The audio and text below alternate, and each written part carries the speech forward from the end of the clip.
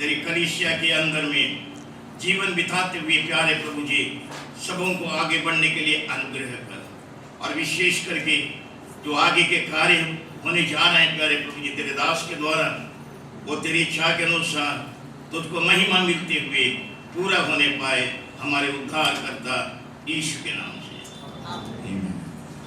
नहीं है, इसकी परिभाषा को समझना बहुत जरूरी है। What's the difference between a contract and a covenant? Contract में, लेकिन एक covenant में, एक वाचा में इस बात को जानना जरूरी है, we give up our rights and we pick up the responsibility. हम अपनी जिम्मेदारियों को उठाते हैं और अपने हक को, अपने राइट्स को हम दूर करते हैं।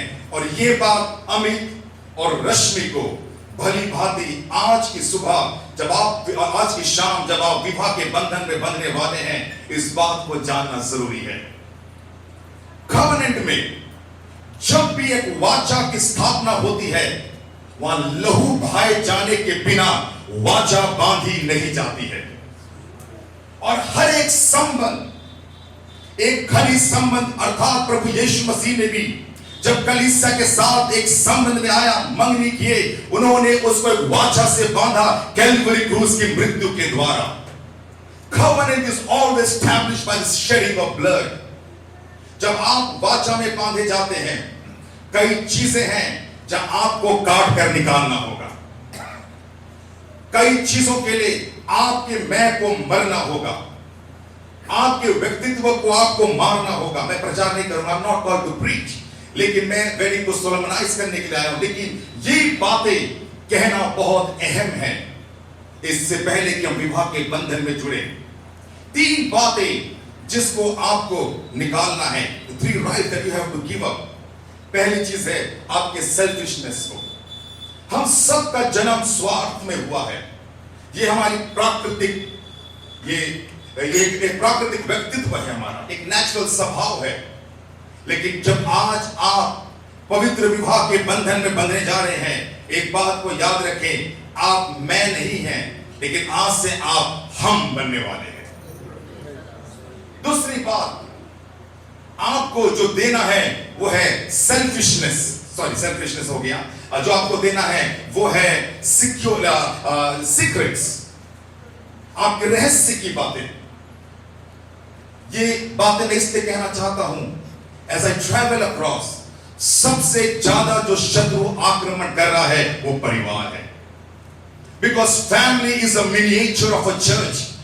परिवार कलीसिया का छोटा प्रतिरूप है। यदि प्रभु यीशु मसीह के परिवार, यदि परिवार मजबूत होगा तो प्रभु यीशु मसीह की कलीसिया भी मजबूत होगी। जो सबसे पहला संस्थान परमेश्वर ने पृथ्वी पर बनाया वो चर्च नहीं था, वो था फैमिली अदन की वाटिका में। और यदि परिवार सशक्त है तो यीशु मसीह की कलीसिया भी सशक्त हो जाएगी। तो दूसरी बात है आपके सीक्रेट्स। बाइबल में लिखा है आदम और हवा आदम की वाटिका में नंगे थे और वो लजाते नहीं थे। That speaks about transparency. आपके जीवन में पारदर्शिता होना जरूरी है। आज से अमित नहीं कहेगा ये मेरा है, आज से रश्मि नहीं कहेगी ये मेरा है, लेकिन आपके जीवन में ट्रांसपेरेंसी होना जरूरी है। आप मेरे से रिलेट कर सकते हैं। कई फैमिलीज, अब जाइए घर में हस्बैंड वाइफ, टेलीफोन बंद है, सबके अपने कोड हैं। हस्बैंड को वाइफ का कोड नहीं मालूम, वाइफ को हस्बैंड का। नौजवानों से मैं बात करना चाहता हूं, स्पेशली ईमेल, कई चीजें हैं, ट्रांसपेरेंसी नहीं है। लेकिन एक बात को जानना जरूरी है, आज से आप दोनों का कोई सीक्रेट नहीं, आपको ट्रांसपेरेंट होना जरूरी है। यही प्रभु की इच्छा है और इसी से आपका एक सशक्त और एक सामर्थी परिवार का निर्माण होगा। तीसरी बात जो आपको छोड़ना है वो है आपका ईगो, आपके घमंड, आपका सेल्फ एस्टीम। सेल्फ एस्टीम हर का है, प्रभु ने ऐसा बनाया है, लेकिन मैंने कहा ये सारे राइट्स को छोड़ना है क्योंकि आप एक वाचा में बंध रहे हैं। हालेलुया। कई बार ऐसा होता है ना, मैं पति हूं, मैं सर हूं। एक विद्वान व्यक्ति ने बोला यदि पति सर है तो पत्नी गला है, बिना गले के सर नहीं हिल सकता। आप एक देह में रचे गए हैं, आप एक हैं, और इस बात को जानना जरूरी है। दूसरी बात, ये चीज आपको त्यागना है, लेकिन आपको कौन सी जिम्मेदारी लेना है? सबसे पहली बात है प्रेम। आप दोनों को एक दूसरे से प्रेम करना है, ना केवल पति अपनी पत्नी से प्रेम करे, पत्नी भी अपने पति से प्रेम करे। प्रेम, this is the responsibility, you have to pick it up. और हमेशा प्रेम कहा नहीं करता, प्रेम सब कुछ सह लेता है, प्रेम है ना, सब कुछ कर लेता है। ये पवित्र शास्त्र बाइबल बताती है, यही आपके परिवार की संस्कृति होना है। दूसरी बात, आदर। रश्मि को अपने पति का आदर करना है। पवित्र शास्त्र बाइबल में लिखा है, सारा अब्राहम का आदर करती थी और उसे हे प्रभु कहकर संबोधित करती, स्वामी कहकर संबोधित। She to call him my lord. और झूठ बोला, और एक पत्नी के लिए बहुत कठिन हो जाता है जब वो देखती है उसका पति झूठ बोलता है, वो कभी आदर नहीं कर सकती। लेकिन इसके बावजूद भी उसने जाना, ये मेरी जिम्मेदारी है, मेरा पति जैसा भी है मैं उसका आदर करूंगी। और यही रश्मि को जीवन के हर एक मुकाम में अमित का आदर करना और अमित को रश्मि से प्रेम करना है, जैसे प्रभु यीशु मसीह ने प्रेम किया। और जब कलीसिया में दाग और झुर्रियां थी और पाप की अवस्था में थी, यीशु मसीह ने ऐसा प्रेम किया कि उसने अपने आप को कलीसिया के लिए दे दिया। और इस कदर का प्रेम और आदर आपके जीवनों में होना है। और तीसरी बात जो आपको पिकअप करना है रिस्पॉन्सिबिलिटी, वो ये है कि you have to meet each others need. आपको एक दूसरे की आवश्यकता की पूर्ति करना है। आपकी इमोशनल नीड, आपकी फिजिकल नीड, आपके फाइनेंशियल नीड्स, आपकी आत्मिक आवश्यकता को आपको पूरा करना बहुत जरूरी है। इन बातों के साथ मैं आपसे कहना चाहता हूं कि ये बातें आप गांठ बांध, जैसे प्रैक्टिकल थिंग्स, ये 3 चीज जो आपको छोड़ना है और 3 चीज जो आपको अपने जीवन में लागू करना है। इसके द्वारा सचमुच आप एक खुशहाल परिवार बन जाएंगे। इससे पहले कि मैं समाप्त करूं और हम सोलोमनाइजेशन में जाएं, मैं एक सच्ची घटना पूरी कलीसिया को और विशेषकर आप दोनों को बताना चाहता हूं। यह दूसरे विश्व युद्ध की बात है। अमेरिका में बहुत ही धनवान व्यक्ति रहता था, he was a millionaire, और उसकी पत्नी चल बसी। उसका एक छोटा बच्चा था। वो बाप और बेटे में बहुत घनिष्ठ प्रेम था। समय बीतता गया, बेटा नौजवान बन गया और वो अमेरिका की आर्मी में भर्ती हो गया। और उस समय वियतनाम के साथ अमेरिका का युद्ध छिड़ गया। और इस व्यक्ति के पास एक हॉबी थी, और वो हॉबी ये थी, उसको एक हॉबी थी कि आर्ट वर्क्स को कलेक्ट करे, कलाकृतियों को संग्रहित करना उसका एक शौक था। और उसके पास लाखों करोड़ रुपए के कलाकृतियां थी। लड़का युद्ध करने के लिए वियतनाम वॉर में गया और अनफॉर्चुनेटली वहां पर वो मर गया, शहीद हो गया। जब खबर पिता के पास आई, पिता बहुत रोया, विलाप किया। और उसके बाद दिन बीत गए। कुछ महीनों के बाद एक अमेरिकी आर्मी का एक नौजवान उनके घर में आया और उससे मालूम था कि इस पिता को आर्ट वर्क कलेक्ट करने का एक हॉबी है। उसने बोला, मैं एक अच्छा आर्टिस्ट तो नहीं हूं, लेकिन जब तेरा बेटा मर रहा था उस युद्ध भूमि में, मैंने स्केच करके बनाया है तेरे बेटे के चित्र को, क्योंकि तेरा बेटा मेरे प्राण को बचाने के कश्मकश में वो मारा गया। और ये मैं आपको देना चाहता हूं। उस चित्र में ना तो कोई खूबसूरती थी, केवल लहू था और कुछ नहीं था। लेकिन पिता ने उस चित्र को लिया, अपने सीने से लगाया और फूट फूट कर रोया। समय बीतता गया। एक दिन आया, पिता मर गया और पिता ने यह घोषणा की। मरने के बाद उसने एक वसीयत लिखा, मरने से पहले एक वसीयत लिखा और पूरे अमेरिका में एक अनाउंसमेंट हुआ कि इस धनवान व्यक्ति के संपत्ति को नीलाम किया जा रहा है। उसकी कलाकृतियों को जो लाखों करोड़ रुपए की है, नीलाम किया जा रहा है। सारे चारों तरफ से लोग आए। नीलामी का दिन तय हुआ ना, ऑक्शनर बैठ गया और उसने बोला नीलामी शुरू हो गई है। सबसे पहले ऑक्शनर ने बोला इस व्यक्ति ने वसीयत में लिखा सबसे पहले उसके बेटे के चित्र को नीलाम किया जाए, और उसने बोला इसका मूल्य केवल $10 है। जो भीड़ आई वो क्रोधित हो गए, बोले हम तो लाखों रुपए की कलाकृतियों को लेने के लिए आए हैं, हमें 700 रुपए की कलाकृति नहीं चाहिए। लेकिन उसने बोला, ऑक्शनर ने बोला, नहीं, यही पिता ने अपनी वसीयत में लिखा था। कोई नहीं आया क्योंकि उस पिक्चर में कोई भी खूबसूरती नहीं थी। तब पीछे से एक माली, एक गार्डनर, एक बुजुर्ग व्यक्ति आया। उसने बोला ये तो बेटे का चित्र है, इस बेटे के साथ मैं खेला करता था जब ये बेटा बच्चा था और मैं इससे बहुत प्यार करता हूं। उसने बोला मेरे पास अभी $10 देने को नहीं है, लेकिन ये मैं चित्र लेना चाहता हूं। ऑक्शनर ने बोला ऑक्शन समाप्त हो चुका है। लोगों ने बोला ये कैसे, ऑक्शन क्यों समाप्त हो गया? उस ऑक्शनर ने बोला, उस पिता ने अपनी वसीयत में लिखा जो कोई मेरे बेटे को लेगा उसका सब कुछ हो जाएगा। Whoever will have my son will have it all। इस रीति से आज से 2000 साल पहले स्वर्ग के पिता ने एक वसीयत को लिखा, और उस वसीयत में उसने लिखा Whoever will have my son will have it all। जो भी मेरे बेटे को लेगा उसका सब कुछ हो जाएगा। अमित और रश्मि, आपको कहना चाहता हूं, आप अपने जीवन में प्रभु यीशु को बैठे हैं। शायद पहली बार आप में से कोई कलीसिया चर्च में आया होगा, शायद आप नहीं जानते और इस यीशु मसीह के बारे में पहली बार सुन रहे हैं। प्रभु यीशु मसीह धर्म शुरू करने नहीं आए, प्रभु यीशु मसीह मनुष्य को उनके पापों से छुड़ाने के लिए आए। प्रभु यीशु मसीह लोगों के साथ एक संबंध को स्थापित करने के लिए आए। यदि आज आप उस यीशु को अपने जीवन में आमंत्रित करेंगे, आप अपने शब्दों में कहें प्रभु यीशु आप मेरे जीवन में आए, मेरे पापों को क्षमा करें, एक दिन आने वाला है यीशु आएगा और आपको हमेशा के लिए अपने साथ ले जाएगा। प्रभु आप सबको आशीष दे। आइए हम प्रार्थना करें। अनुग्रहकारी प्रभु पिता परमेश्वर, हम आपके पुत्र प्रभु यीशु के नाम से आते हैं। हम प्रार्थना करते हैं जब हम इस सोलोमनाइजेशन के भाग में आए हैं, मैं प्रार्थना करता हूं कि आपकी पवित्र आत्मा की उपस्थिति यहां पाई जाए। सारी महिमा हम आपके नाम को देते हैं। प्रार्थना को उद्धार करता प्रभु यीशु के नाम से मांगते हैं, आमीन। विवाह में जोड़ी ये एक प्रतिष्ठित कार्य है जिसकी स्थापना स्वयं परमेश्वर ने की कि मनुष्य अकेला ना रहे एवं उसकी शारीरिक आवश्यकताओं की पूर्ति परमेश्वर द्वारा निर्धारित सीमाओं के अंतर्गत हो।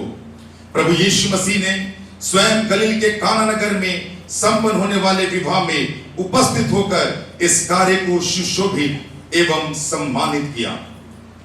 पौलुस प्रेरित भी इसकी प्रशंसा में कहते हैं, विवाह सब मनुष्य में आदर की बात समझी जाए, इसलिए कोई बिना विचारे और मन के घृणित भाव से इसे अंगीकार ना करे, वरन विवाह के ठहराए जाने के कारणों को सही रूप से समझकर आदर और सचेतता और परामर्श और संयम और ईश्वर के भय के साथ इसमें सम्मिलित हो।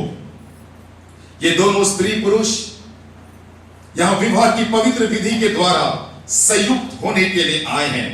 इसलिए यदि कोई इस सभा में ऐसा योग्य कारण जानता हो जिसके कारण ये दोनों व्यवस्था के रीति से या मसीह धर्म के तहत और भारत सरकार के नियमों के अनुसार इस पवित्र विवाह में नहीं जोड़े जा सकते, तो वो अभी कहे, अन्यथा इसके पश्चात सदा के लिए चुप रहें। आपकी खामोशी मुझे अनुमति देती है कि मैं आगे जाऊं। मैं वर और वधू से यह पूछना चाहता हूं, परमेश्वर के न्याय के दिन में जब आपके मनों के भेद खोले जाएंगे और आपको परमेश्वर के समक्ष उत्तर देना होगा, इसलिए मैं तुम दोनों को दृढ़ आज्ञा देता हूं कि यदि व्यवस्था के अनुसार तुम लोगों के विवाह में कुछ बाधा हो तो उसे अभी अंगीकार करो, क्योंकि मैं तुमसे निश्चित कहता हूं कि जितने ईश्वर के वचन की सम्मति के विरुद्ध विवाह में जोड़े जाते हैं वे ईश्वर से जोड़े हुए नहीं हैं और उनका विवाह भी व्यवस्था के अनुसार उचित नहीं है। और ये मान लेते हो कि उसके साथ परमेश्वर की आज्ञा के अनुसार विवाह की पवित्र दशा में रहोगे, क्या तुम बीमारी और कुशलता में उससे प्रेम करोगे और उसे शांति दोगे, उसको अपने पास से अलग ना करोगे और सब औरों को छोड़कर जब तक तुम दोनों जीवित रहो उसी के साथ रहोगे? रश्मि, क्या तुम इस पुरुष को अपना विवाहित पति होने के लिए स्वीकार करती हो और ये मान लेती हो कि उसके साथ परमेश्वर की आज्ञा के अनुसार विवाह की पवित्र दशा में रहोगी?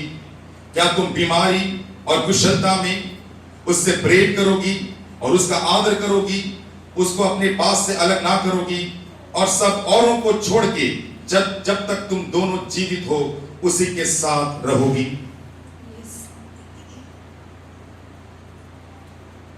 कौन इस स्त्री को इस पुरुष के साथ विहाने के लिए देता है?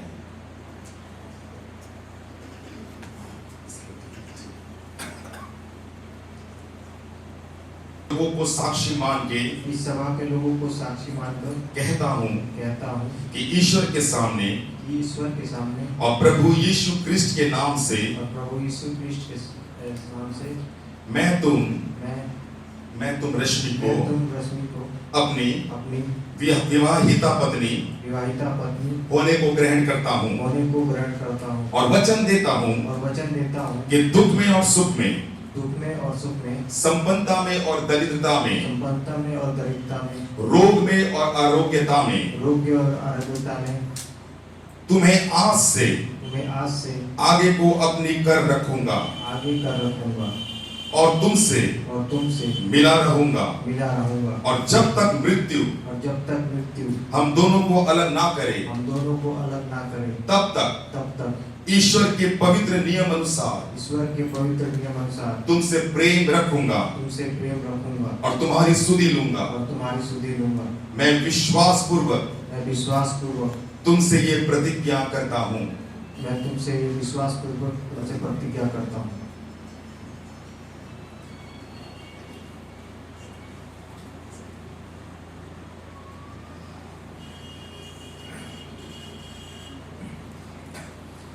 मैं रश्मि इस सभा के लोगों को साक्षी मान के कहती हूँ कि ईश्वर के सामने और प्रभु यीशु क्रिस्ट के नाम से मैं तुम अमित को अपना विवाहित पति होने को स्वीकार करती हूँ और वचन देती हूँ कि दुख में और सुख में, संपन्नता में और दरिद्रता में, रोग में और अयोग्यता में तुम्हें आज से आगे को अपना कर रखूंगी और तुमसे मिली रहूंगी और जब तक मृत्यु हम दोनों को अलग ना करे तब तक ईश्वर के पवित्र नियम के अनुसार मैं तुमसे प्रेम रखूंगी और तुम्हारी सुधि लूंगी। मैं विश्वास पूर्वक तुमसे ये प्रतिज्ञा करती हूँ।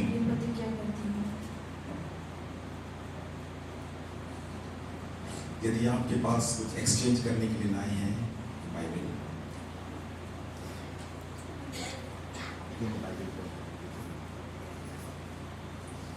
इस प्रतीक चिन्हों के द्वारा ये अपने संकल्प को जिन्होंने एक दूसरे के साथ वाचा को बांधी है उसको पुख्ता करना चाहते हैं। आइए अपनी आंखों को बंद करें और हम प्रार्थना करें। हे अनंत काल के परमेश्वर, सारी उत्तम आशीषों के दाता, हम इस समय तुझसे प्रार्थना करते हैं कि जब इन युवाओं ने तेरी वेदी के सम्मुख और तेरी कलीसिया की उपस्थिति में जो प्रतिज्ञाएं की है ये इन्हें आजीवन याद रखें। विवाह के इन प्रतीक चिन्हों पर तेरी आशीष हो ताकि ये चिन्ह इन्हें इन प्रतिज्ञाओं को स्मरण दिलाते रहें। पिता परमेश्वर, इनको हर पल ये ध्यान रहे कि तेरा वचन सत्य है, तेरी वाचा अटल है और तेरी आशीष अपरंपार है यदि हम विश्वासयोग्यता का जीवन जिए। ये प्रतीक चिन्ह इन्हें तेरी इस वाचा का भी स्मरण दिलाते रहे। इनका प्रेम और इनकी एकता तुझ में सुरक्षित रहे। तेरे नियमों के अनुसार ये जीवन व्यतीत करें। इस प्रार्थना को हमारे उद्धारकर्ता यीशु मसीह के नाम से हम मांगते हैं, आमीन।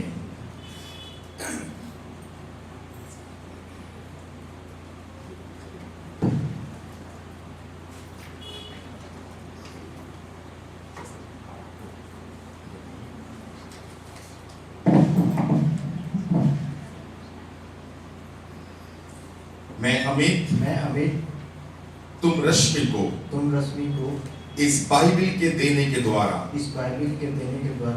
बिहाता हूँ अपनी देह से मैं तुम्हारी प्रतिष्ठा करता हूँ और अपनी सारी संसारिक संपत्ति तुम्हें देता हूँ पिता पुत्र और पवित्र आत्मा के नाम से, आमीन।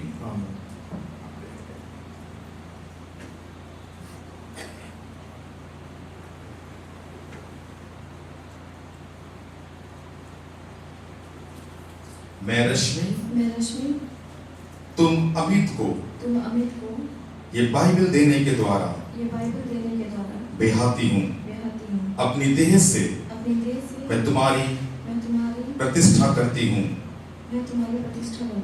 और अपनी सारी संसारिक संपत्ति तुम्हें देती हूँ पिता पुत्र और पवित्र आत्मा के नाम से, आमीन। आज हम इस समय गीत को गाएंगे, प्रशंसा होगी और उस समय हम इस रजिस्टर में दस्तखत को करेंगे।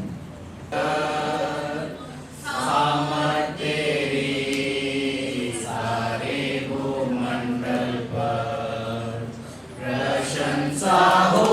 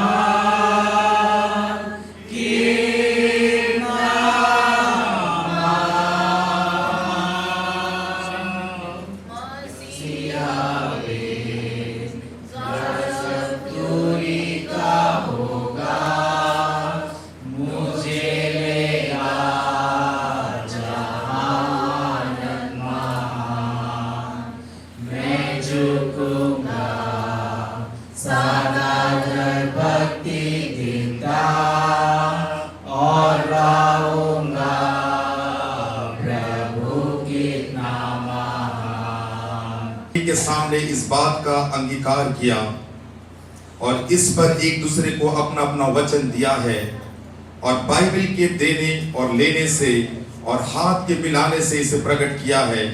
इस कारण सुसमाचार का सेवक होने के नाते और भारतीय क्रिश्चियन मैरिज एक्ट के अंतर्गत दिए गए अधिकार से मैं उनको पति पत्नी घोषित करता हूं, पिता पुत्र पवित्र आत्मा के नाम से। जिनको परमेश्वर ने जोड़ा है उनको कोई अलग ना करे।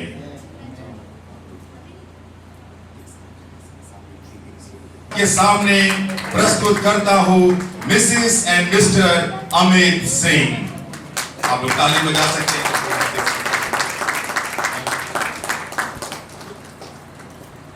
इस समय हम चाहते हैं हमारे सारे पासवान आगे आ जाएं और हम लोग मिलकर प्रार्थना करें। Gospel movement, I will say from my heart. There's no words of flattering, but just an appreciation that the good Lord has kept you, and it's my prayer that He keeps you, that He gave the strength to Moses. Amen. Let's pray. Father in heaven, we come to you this evening in Jesus' name. तब आपने अपने हाथों को इधर करें ऊपर इनके तरफ। Thank you, Lord, for this wonderful time of fellowship, Lord. Thank you, Lord, for two hearts you have made them one this evening, Lord Jesus. Lord, it's amazing, Lord. We can never fathom in our little minds how you bring two unknown people to be one in you and with one another, Lord. Lord, I thank you for Amit and for Reshmi, Lord, as they love you, Lord, and as your servant has charged them, Lord, to keep Jesus the center of their lives, O Lord. They will give no other importance other than Jesus, even more than their own lives, Lord. I pray that you richly bless them, Lord. And as servants of God have put their hands and the church has put their hands, we pray that you would shower your blessings this evening, Lord. And let them experience your wonderful love from this moment on till Jesus comes, Lord. And I pray, God, as they start this new life, Lord, they will give you all the glory and honor which you are due and which you are worthy, Lord. And I thank you for your dear servant, Lord, Pastor Prabhakar, Lord God, the faithfulness, the honesty and the earnesty that he has labored. And you have seen his toil, you have seen his pain, you have seen his tears, Lord. And I still then focus that to this evening, Lord. And to see in a church where today a church stands in this compound, Lord, for the glory and honor of Jesus. A true witness, not only for Jasgura, for the entire Orissa and the entire nation of ours. Thank you for his servant, Lord. This servant has labored so much, Lord. And I pray you will reward him greater things in the days to come. And thank you for the generation, Lord, that is going on, Lord. For his dear son, Lord Jesus, Shepherd. Thank you for the wonderful inspiration and for these young people, not only for the young, for the entire church, Lord, that we get our lives and our marriage acts right with you and one another. Thank you, Lord. Once again, I commit them in the name of the Father, name of the Son, and name of the Holy Spirit. Bless them till you come. In Jesus' name. Amen. There shall be showers of blessing. This is the promise of love. There shall be seasons refreshing, sent from the Savior above. Showers of blessings, showers of blessings we need. Mercy drop round us are falling, but for the showers we plead. There shall be showers of blessing, send them upon us, O Lord. Grant to us now a refreshing. Come and now honor thy word. Showers of blessing, showers of blessings we need. Mercy drop down us are falling, but for the showers we need. Shall the church stand and rise at this moment? सब खड़े हो जाए। आइए कलीसिया पूरी खड़ी हो जाए। अब हमारे प्रभु यीशु मसीह का अनुग्रह, परमेश्वर पिता का प्रेम और पवित्र आत्मा का सहभागिता कलीसिया के साथ, विशेष करके अमित और रेशमी के साथ, अब से लेकर यीशु का दोबारा आगमन तक हम सबको वफादार रहें। आमीन।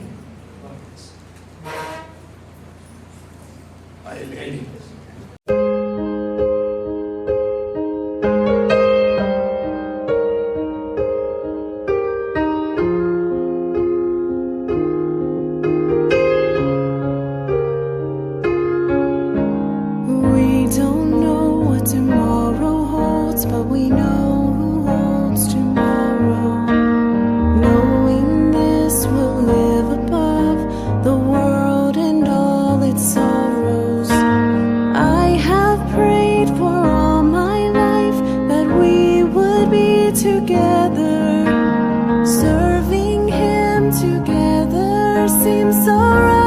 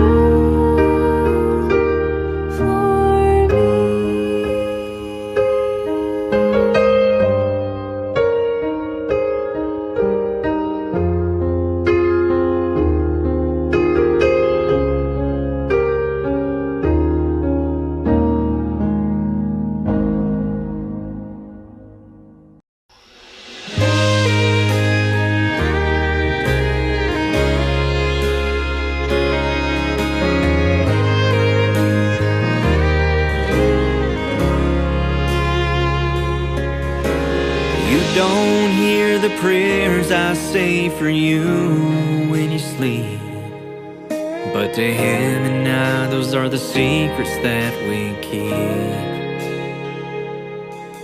I love your smile, I love your heart, oh girl, this love is true. All I need is Jesus and you. Girl, you saved me, I promise, baby, I'll always be the man you need. 'Cause I'm blessed here with you beyond belief. I send my prayers and thank the Lord, and I try